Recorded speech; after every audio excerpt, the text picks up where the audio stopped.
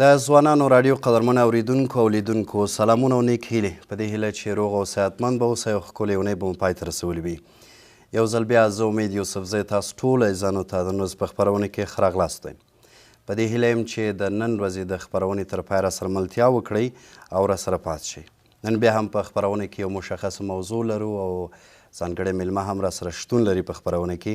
هیله ده چې تاسې هم راسره تر پایه اورېدونکي اوسئ، د خپرونې لیدونکي اوسئ او انشاءالله د ټاکل شوي موضوع په اړه به ګټور معلومات ترلاسه کړئ. نن راسره په خپرونه کې عبدالمالک همدرد د سولې پیام لیږدونکی میلمه دی. همدرد صاحب سلامونه او ستړي مه شئ. په پیل کې یوسفزی صاحب تاسې او د ځوانانو راډیو اورېدونکو لیدونکو ته ټولو همکارانو ته سلامونه او درنښت وایم. کور مودان ډېره زیاته مننه. د نن ورځ په خپرونه کې به د همدرد صاحب د وروستیو لاسته راوړنو کارونو او فعالیتونو په اړه انشاءالله خبرې اترې ولرو. هیرېدنې وي عزیزانو چې نن موږ سره په خپرونه کې درنې خویندې هم حضور لري، د ژورنالیزم پوهنځي محصلینې دي او د خپرونې په وروستۍ برخه کې به انشاءالله له موږ د میلمه څخه ځینې پوښتنې ولري. هیله ده چې تر پای راسره ملتیا وکړي.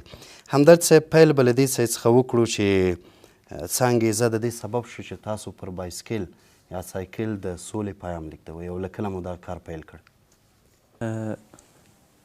لکه څرنګه چې تاسو ته معلومه ده چې په ټول وطن کې د جګړې ناخوالې په هر فرد باندې تاثیرات اچولي، نو زه هم د دې ټولنې یو فرد یم او په همدې ټولنه کې اوسېدلی یم. په همدې ټولنه کې جګړې وړونه رانه اخیستي، د خالاګانو اولادونه یې رانه اخیستي، د کاکاګانو اولادونه یې رانه اخیستي، ډېر نږدې دوستان ملګري یې رانه اخیستي. په ټوله کې ما دا ښه ګڼلې چې د شخصي کاروبار پر ځای باندې د سولې لپاره فکر جوړونه وسي، او که فکر جوړونه نه وي زما په خصوصي کار یوازې زه جوړیږم، خو ټولنه کې افراد اذهان نه جوړیږي. نو په همدې وجه مې خپل شخصي کارونو ته شاته پرېښي دي او یوازې په ټولنه کې د عامه ذهنیت د جګړې په ضد باندې د جوړولو لپاره همدا کمپین په لار اچولی. ډېره مننه. که همدرد صاحب که دې یادونه وکړئ، تاسو فکر کوم د صلح کاروان یو غړی هم وی چې په 2013 کال کې د قندهار او هلمند څخه په لوڅو پښو د مزل پیل کړ او دلته تر کابل راغلل، بیا له دې ځایه تر مزار او نورو ولایتونو ورسېدل. له پیل څخه موږ ته یادونه وکړئ چې کله مو دغه ته زړه ښه کړ چې تاسې د راشئ نورو ولایتو ته د هېواد مثلا پنجشیر ته تللي وئ په دې وروستیو کې. وروسته به انشاءالله په دې برخه کې هم له تاسو پوښتنې ولرو چې د خلکو سره ستاسې د رفتار یا د خلکو رفتار ستاسو سره څنګه و. خو د پیل په اړه تاسو یادونه موږ ته وکړئ چې په پیل کې څه انګېزه باعث د دې شوه او هغه لومړی کې چې د صلح د کاروان سره یو ځای شوي وئ کوم ملګري تا سره و؟ په ټوله کې 2018 کال و چې د وطن جګړې خصوصا په هلمند کې چې زه هلته اوسېدلم، د کمپیوټر یو ښوونکی وم، خپل شخصي ښوونیز مرکز مې درلودی. خو دا شخصي ښوونیز مرکز کې به ما د وطنوالو اولادونه د کمپیوټر په برخه کې تربیه کوله، اما جګړه وه چې هره ورځ یې زموږ د درس خنډ ګرځېدی او جګړه وه چې زما وروستی کشرۍ ورور یې هم رانه واخیستی. نو هغه وخت ما تصمیم ونیوی چې نور دا یوازې ښوونیز مرکز تر څو شاګردانو پورې محدود دی، ځکه په هغه وخت کې د خپل فکر په اندازه باندې د خپلې مطالعې له مخې ما کوچنی پلان ځان ته همدا جوړ کړی چې د جنګ په ضد به کمپین شروع کوم. په پیل کې دا کمپین ډېر خسته کوونکی و، حتی د ډېرو نږدې ملګرو چې وخت هغوی بیا پر ټلویزیونونو باندې د سولې پیغام لیږئ، همهغو زه ریشخند کولم چې سوله دلته څنګه، دا جنګ صحیح دی، دا دی وه. نو بالاخره 2018 کې داسې زمینه سازي وسوله چې په هلمند کې د چاودنې وروسته هلته خیمه درېږي او خیمه کې ځوانان راټولیږي او د دغه ځوانانو له ډلې څخه یو هم زه ومه چې په ګرشک ولسوالۍ کې مو خیمه ودرول، د لښکرګاه خلکو په لښکرګاه کې خیمه د جنګ په ضد ودرول او د وخت په تېرېدو له هلمنده تر کابله مو سفر را شروع کړئ. په پیل کې موږ د دغه سفر دپاره 7 کسان وو، چې هغه 7 کسان د سولې ولسي حرکت تر عنوان لاندې له هلمند څخه تر کابله په پښو راغله او له کابله تر مزار ولاړه. خو په لاره کې د هر ولایت د هرې ولسوالۍ مختلف ځوانان افراد خصوصا په کابل کې چې لوی مرکز و دلته ډیر ځوانان یو ځای سول او همدغه پروسه تر ډیره وخته پورې دوام وکړي چې ډیر مثبت تاثیرات یې هم پر اذهانو درلودلي دي. نو همدغه سفرونه وه، د وخت په تېرېدو سیستم نوی سو. په همهغه جریان کې تقریبا زما څه اقتصادي وضعیت کمزوری سو، نو ځکه زه بس چې کله اقتصادي مشکل راځي خصوصي شرکتو ته مراجعه کوم، ځکه خپله یو علمي او مسلکي انسان یم، کار کوم، بیا چې څه روپۍ جوړې کړم بیرته خپل فعالیتونو ته ادامه ورکوم. بله، مننه. که د امارت په راتګ څخه سره مو فعالیتونه یو څه وخت و چې د ټولنیزو رسنیو په ټوله کې د رسنیو پر مخ بند ول، د امارت په راتګ سره مو څه نوې استراتیژي پلانونه په مخ درلودل؟ موږ خبر یو تاسو ځینې ولایتونو ته هم لاړلی، که د هغې یادونه وکړلی ځینې وخت مخکې پنجشیر ولایت ته تللی وی، خوست ته هم تللی وی، نورو کوم ولایتو ته لاړلی؟ دغه د نظام د تغییر لا نه و راغلی. په همهغه وخت کې په خصوصي توګه زه بیا هم د یو آزاد ټولنیز فعال په حیث فعاله وم، خو دا چې د سولې ولسي حرکت یو ګروپي فعالیت و، ما هغه ګروپ ملګري فعال نه وه یا یې فعالیت نه درلودی، نو ځکه ما یوازې په همهغه وخت کې چې نظام نه و تغییر سوی، په همهغه وخت کې چې شدید جنګونه په هلمند کې روان و، په همهغه ورځو کې هم د جنګ په ضد کمپاین کوه. بالاخره چې نظام تغییر سو، د نظام د تغییر نه وروسته بیا هم که څه هم امن دی، خو د خلکو اذهان آرام نه دی، یعنی هغه سولې ته نه دی رسېدلی چې هر څوک احساس وکړي چې زه په سوله کې ژوند کوم. نو په همدې اساس باندې بیا مې فعالیتونه ټولنیزو شبکو باندې، خصوصا زما په خپلو ټولنیزو شبکو باندې همدا فعالیت جریان درلودی. خو د بایسکل سفر مې بیا په د کوچني اختر د روژې نه 2 میاشتې مخکې شروع کړی، تقریبا دی اوس نو کال ته نږدې کیږي چې په دې سفرونو کې په پیل کې له کابل ټولو ولسوالیو ته لاړم، پر بایسکل پرته له سروبي ولسوالۍ او له کابله مثلا میدان وردګو ته، پروان ته، بیا له کابله تر هلمند سفر چې میدان وردګ و، غزنی و، زابل و، کندهار، هلمند راځي. همدارنګه بیا ځلې د ځینې ولایتونو ته تکرارا تللی یم، لکه د کابل څخه تر پنجشیره پورې، پروان، پنجشیر، کاپیسا، بیا له کابل څخه له تر خوسته چې لوګر، پکتیا، خوست خپله راځي ته، حتی تر پرزي کرشي پورې بیا هم په سایکل باندې شپه ورځ کلیو بانډو ته تګ، او همدا یو پیغام چې نور په دې هیواد کې په هیڅ نوم جګړه نه غواړو. دقیقاً کله چې پنجشیر ته لاړی همدرد صاحب، د خلکو چلند او رویه تاسو سره څنګه و؟ تاسو هغوی ته څنګه د خپل د حرکت تعریف وکړ؟ په پیل کې چې زه هر ځای تللی یم، طبیعي چې دوی وایي چې د چا دپاره کار کوي. هغه اولنۍ پوښتنه دی، حتی دا پوښتنه د یو ډیر عادي کس هم وي، که هغه موټروان وي، که هغه بزګر وي، که دوکاندار وي، دا د هر کس دا پوښتنه.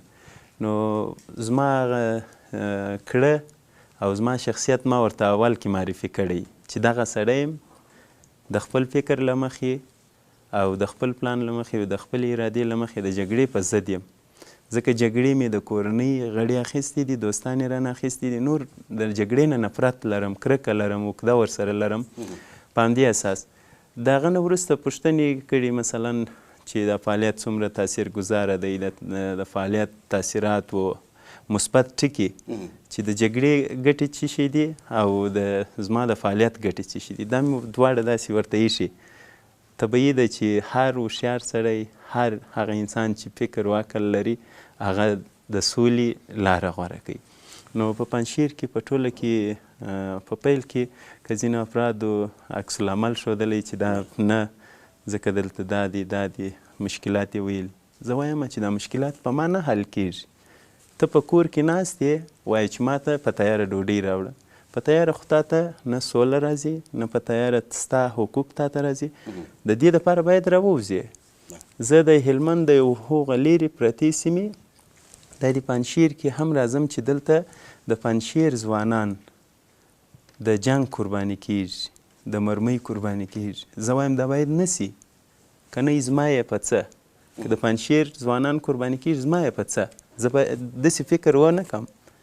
دا دې راغلی یم، تاسو چې د پنجشیر ځوانان، تاسو د پنجشیر مشران، تاسې فکر وکړئ خپل راتلونکي ده. که په جنګ یو څه حل کیږي، دا تقریبا 43 کاله کیږي موږ په جنګ کې روان، هیڅ پرمختګ موږ نه دی کړی. نو ډېر مسایل یې هلته خو د کلي یا د مثلا د ولسوالیو د ښار د هغه ځای پوښتنې، د هغه ځای هر څه زه هلته جوابوم، ځکه د هغه ځای د اړتیا په اساس هغه پوښتنې. دلته خو مې په عموم کې هغه اشاره ورته وکړه. ډېره مننه کوو. را به شو بلې پوښتنې ته. همدرد صاحب، د امارت اسلامي د چارواکو سره او د مسؤلینو سره تاسو په بېلابېلو ولایتونو کې ولیدل که نه؟ او که چیرې مو ورسره بیا لیدلې، نتیجه د خبرو څه وه؟ زه په ټوله کې ځانګړې دوی سره لیدنه نه لرم، نه ناسته ورسره کوم، ځکه زما کمپاین عمومي دی، له نن څخه نه دی. پخوا هم و، اوس هم دی. که په ولسوالۍ یا ولایتونو کې سره مخ کېږو، قناعت ورکوم چې دغه فعالیت زه د دغه موخې او د دغه څه لپاره کوم. که تاسې چیرې د دې مخالف یاست، خو نو دا واضح ده چې تاسې بیا د جګړې طرفداره یاست.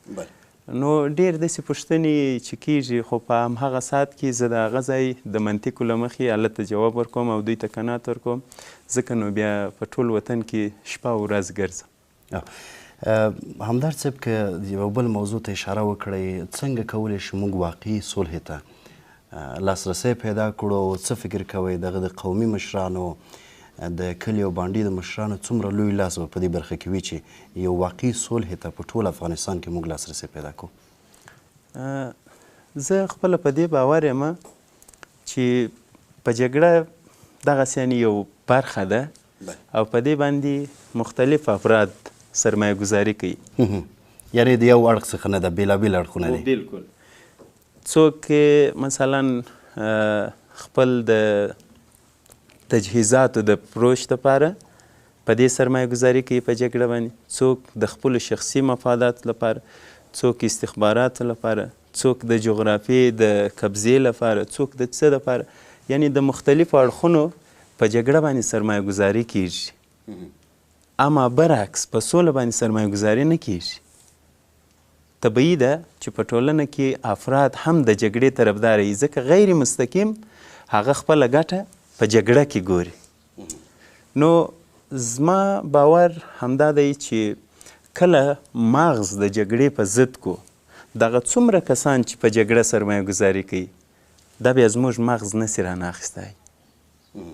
او دا هغه وخت کېدلی سي چې تاسې مخکې اشاره وکړه، قومي مشران، استادان، عام ځوانان، ژورنالیستان، د ټولنې هر فرد چې ځان هوښیار او عاقل ګڼي، هغه د جګړې په ضد فکر جوړونه وکړي. او کله چې د سولې فکر کوي کېږي، مثلا ژورنالیست په خپل اندازه، محصل په خپل اندازه، استاد په خپل اندازه، د مسجد منبر مولا په خپل اندازه، د کلي مشر په خپل اندازه، بیا په سوله سرمایه گذاري کېږي. چې دا سرمایه گذاري موږ نه ده کړې. که مخکې سوې هم وي، هغه ځینې پروژې سرمایه گذارۍ داسې سوې دي چې فقط موقت یې د یو 5 دقیقو دپاره سوې، نور مغز جوړ سوی نه دی.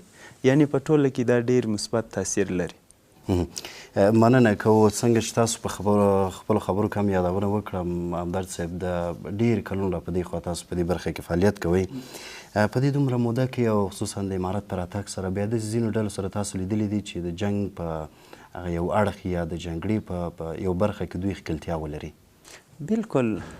که اوس زه وایم چې مخکې چې جمهوریت و طالبان وه، طبیعي ده چې دوه لوی ډلې وې، چې جمهوریت یو ډله او امارت بله ډله.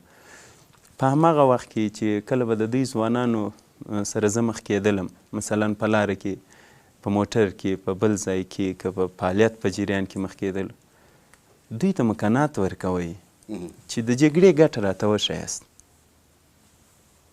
دوی د جګړې ګټه نسي راته ښودی، چې ما دغه لاسته راوړنه درلودلې په جګړه کې او که صحیح ده که یو څوک وایي خصوصي به صحیح ده یو څه په لاس راوي مګر د وطن دپاره یا د ټولنې لپاره هیڅ لاسته راوړنه نشته نو په اوس کې هم په پخوا کې هم که د مختلفو ډلو سره مخ سوي یو هغوی ته مکنات ورکړی یعنې جالبه دا یې په دا اوس وختونو کې هغه خلک چې زما د کمپاین مخالف وي مګر وګوري چې یوه ورځ 2 ورځې 3 ورځې زه په سایکل باندې په دشتونو په غرونو کې روان هغه وایي دا څنګه په وسه کېږي هغه د دې ستړیا متاثره کېږي ځکه دا یوه انګیزه لري همدغه انګیزه د سبب ګرځېدلې چې حتی هغه چې ټوپک یې په لاس کې وي هغه زما سره سلفي اخلي چې وایي دا ته خو اصلي سړی د دې وطن ته یې په داسې حال کې چې دوی زما نه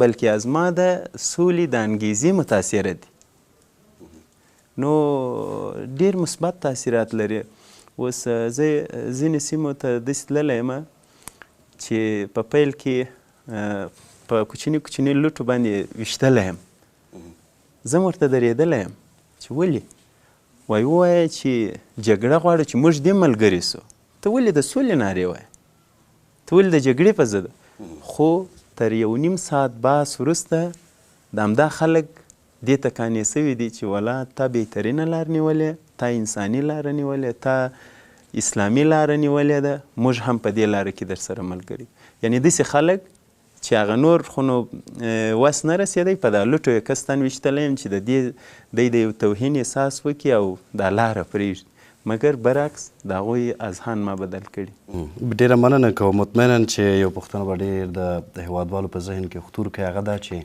تاسې څوک تمویلوئ یا داسې کوم بهرنی هیواد شته دی چې دغه ستاسې کړنې ستایي تاسو ته داسې مالي منابع فراهم کوي یا درته درکوي په دې برخه کې هم دوستانو ته معلومات ورکوي تر اوسه پورې چې زه کوم فعالیتونه کوم ټول په خپل شخصي لګښت کوم مخکې ما یادوري وکړه چې خپله یو علمي او مسلکي انسان یم زه چې کله مفلسه کېږم خصوصي شرکتونه ځینې د ډیزاینینګ په برخه کې اړتیا لري ډیزاین شیان ورته جوړوم د هغوی شرکت د مطابق څه پیسې چې پیدا کړم بیا بیرته خپلو فعالیتونو ته ادامه ورکوم ځینې نور داسې شرکتونه چې حتی د روزانه په شکل مثلا د ورځې په 266 افغانۍ زه روزانه کوم څو ورځې روزانه مې کړي بیا مې هغه پیسې راخیستې دي بیا مې په بل سفر لګولي خپل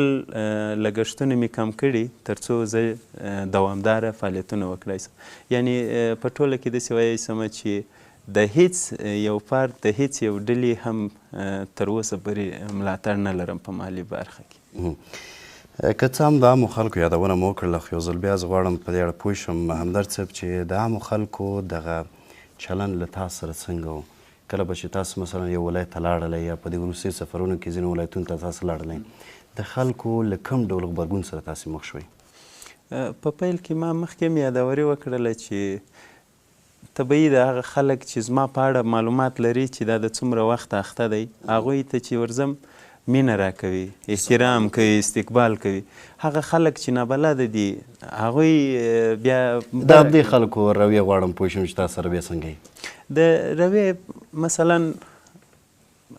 چې کله یو سیمې ته ورغلی وروره دا پرېږده کار نسته پلانه نسته ویستان نسته مختلف نومونه اخلي چې دا نسته ته د جنگ په ضد جنگ څه دی چې پیسې ووسي مګر تر بحث وروسته د دوی فکر بدلیږي او د هغه نه وروسته راځي عکسونه را سره اخلي چې ته خو د دې وطن د خیر دپاره اخته یې او دا د وطن یو ستر کار دی او جالبه دا ده زه خوست ولایت ته تللی وم د خوست ولایت په ډېرو لرې سیمه کې تقریبا 0 نقطې ته نږدې سیمه کې هلته یو ځای روان یم اول کې دا څو استادانو د غټو موټرانو استادان دي چې یا خوا دا خوا ځي او راځي او نور عام خلک به پوښتنې کوي چې دا وروره تا څه راخیستې دي دا ولاړ سه یو خواري و غریبي وکړه دا څه کار دی خو کله چې بحث کوم بیا دوی وایي چې ښه په دا 15 میلیونه الی 40 میلیونه افغانانو کې همدا یوازې تا اخته دا ګوره دا زه بیرته ورته وایم که په پیل کې دا ویلي چې مثلا تا ته 2 روپۍ درکوي، نو زه وایم که یې روپۍ راکولی، خو دا ستا خبره زه درته کوم چې په دا 15 الی 40 میلیونه کې به یوازې زه ولې اخته وای، خو نور ځوانان به هم اخته وای. ولې نسته؟ ځکه مالي تمویل نسته. کوای هر چا هم دا کار کوه، لکه نورو وظیفو ته چې اپلای کوي دې ته به هم اپلای کولی، نسته. نو وروسته بیا هم ویډیو کوي، هم اشعار را سره بدرګه کوي او ډیر په خوند او خوشحالۍ سره رخصتوو. ډیره مننه کومدرد صاحب. په لویه کچه په عامو خلکو کې ډیر باور دا دی چې دغه مشران چې کوم دي د حکومت په راس کې وو یا اوس دي، دوی به ډیر جګړې ته لمن وهي. د خلکو نظر د دې خلکو په اړه څه؟ یعنی هدف مو د اوسنۍ په ټوله کې هم د اوس هم د پخواني نظام ځینې کسانو مشرانو چې اصلا د خلکو باور هم دا دی چې دوی جنګ غواړي او سوله نه غواړي، بیا هم خلک په دې باور باندې دي نه دي، خلک د دوی په اړه څه وایي؟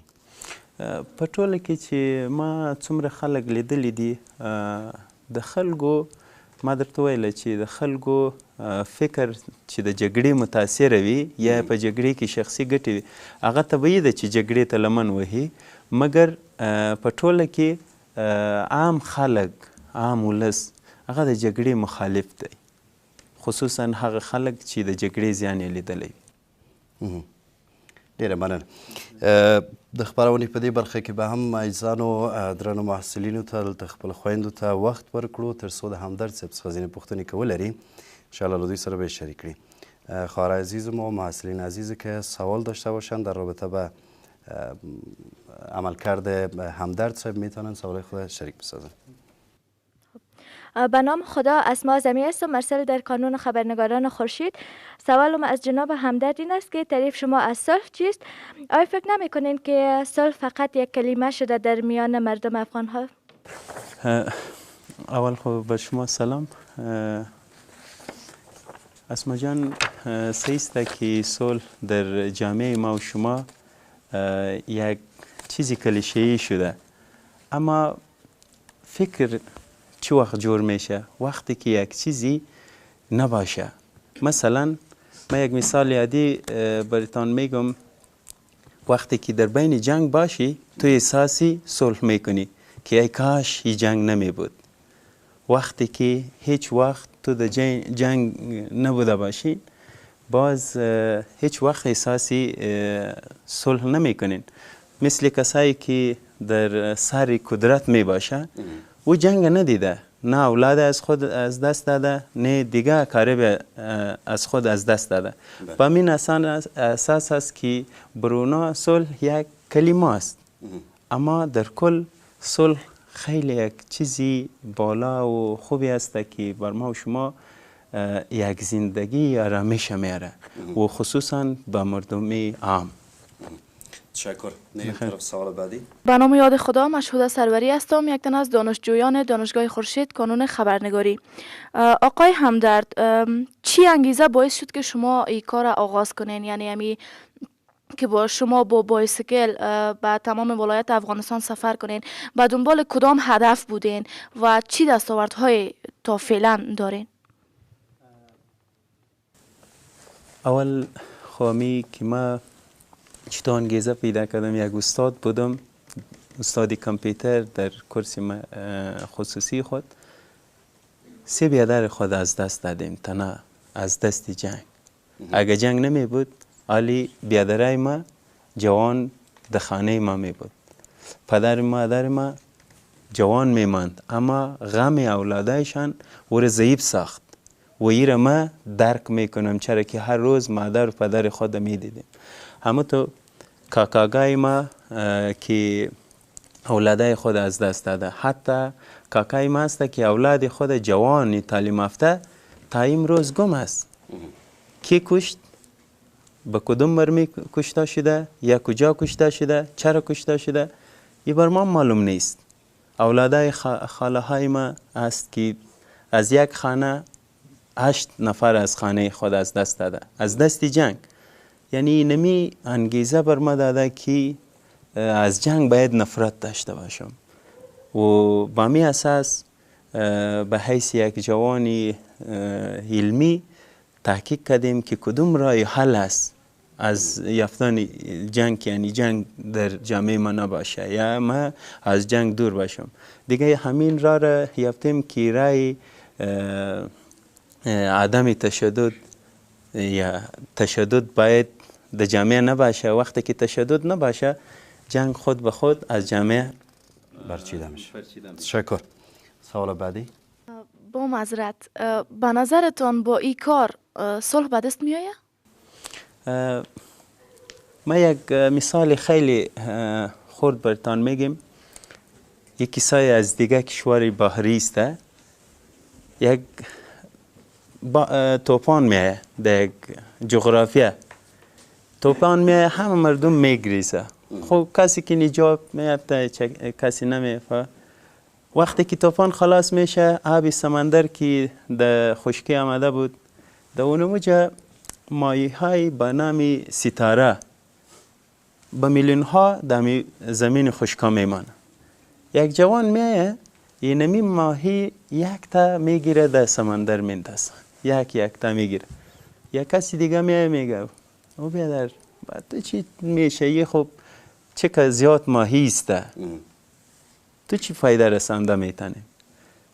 دیگه او جوان یک ماهی را از خشکا میگیره در سمندر میندازه و جانش تازه میشه، حرکت میگه صحیح است که بر ما فایده نمیکنه، اما بر او یک زندگی بخشیده. دیگه فعالیت های ما که جایی رفته بودم، یک مثال یادی برات بگویم، نامش خوب نیست که چرا که یک تصویر منفی در جامعه نره. یعنی جایی رفتیم که همی فعلا در وجه جنگ بوده، وجه جوانا هر روز کشته می شد، اما ما که رفتیم به همراه مردم کلانا و جوانا صحبت کردیم که این نمیره جان شما را میگیره، اما بر تو هیچ چیزی نمیده. در اونموجا دمی حالت فعلی وجه تغییر آمده، تا یک ما وجه یک فیرم نشده. یک دستاورد است بر ما، اما دستاورد خود نمیدانم، اما این را خوشی احساس میکنم که در اونمو یک ما وجه یک انسان کشته نشده، وجه یک انسان زخمی نشده. یعنی نمی چیز بر ما انگیزه دیگه هم مثبت میشه. تشکر. میریم طرف سوال بعدی. د لوی خدای په نوم سونا همکاریم د ژورنالیزم پوهنځي زده کړیاله. همدرد صاحب زما پوښتنه ستاسو نه دا ده چې ستاسو د کمپاین او فعالیتونه به تر کومې مودې پورې دوام ولري؟ مننه. همکار صاحب، زه همدومره وایم چې څومره توانایي لرم خپل انساني توان نه سپموم. یعنی د خپل انساني توان له مخې د دې فعالیت ته نور هم ادامه ورکوم، تر څو چې په دې باوري سوی نه یم چې په دې وطن کې خلک نور د سولې او د ارامش احساس کوي. تر هماغه وخته پورې د خپل انساني توان په اندازه نور هم ادامه ورکوم. و به عنوان سوال آخر یک سوال دیگر هم میگیریم. سلام خدمت شما و خدمت مهمانتان. حسنا اعظمی هستم، دانشجوی دانشگاه خورشید. و سوالی که از آقای همدرد داشتم این است که شما گفتین که اصلا هیچ حمایت مالی نمیشین. فکر نمیکنین که یک کار دشوار باشه که با بایسکل برین و قسمی که میفهمین جامعه کوچک نیستی پیام به سراسر افغانستان برسانین؟ چی مدت خود در بر گرفت؟ در کل عظیمی صاحب، ما همی کوشش انسانی خود در دست خود داریم. مثلا ما هر ولسوالی هر ولایتی که میرم وجه حد اقل که ما مثلا همراه خود فکر میکنم که بیخی با کم از کم کسا پیام ما میرسه و ذهنیتای و جور میشه، حد اقل 100 نفر است و ایره در هر ولایت در هر منطقه که هر روز ما میریم این تغییر میبینیم. یک وقت این تغییر به یک تجمع کلان جور میشه و اینمی ایره بر ما انگیزه دیگه میده که شما پیش برین و اینمی انگیزه مثبت است تا زمانی که توان در حد خود دارم و نمو را به راه میندازم. و یک چیز دیگه است که سپورت مالی از دیگره چرا نمیگیرم. یک چیزی که ما زیاد تجربه دیدیم، دوستا دیدیم، حتی در همین مبارزه هم روانی خود دیدیم. روسا یک ضرب المثل داره، مگه کسی که پول میته و فرمایش میته و من فرمایش خوش ندارم در رای سال، چرا که کسایی که فرمایش گرفته اونا در می جغرافی ما و شما بار بار جنگ آورده، صلح نه آورده بر ما و شما، یا معامله کرده سری ما و شما یا دیگه و دیگه به ما اساس ما میخوایم که به هر جامعه که میرم افکار مردم به ضد جنگ بسازم. صحیح است که وقت زیاد میگیره، اما اینجا 43 سال 44 سال میشه که جنگ است. در بین جنگ طبیعی است که وقت زیاد میخواه فعالیت. ډیره مننه کو همدرد صاحب کورمادان. ایزانو دا و د مخامخ له ځوانانو سره خپرونه چې تاسو ته وړاندې شوله. هیله ده چې مطالب او موضوعات مو د خوښې وړ ګرځېدلي وي. تر بیا چې تاسو په چوپړ کې حاضرېږو په څښتن مو سپارم.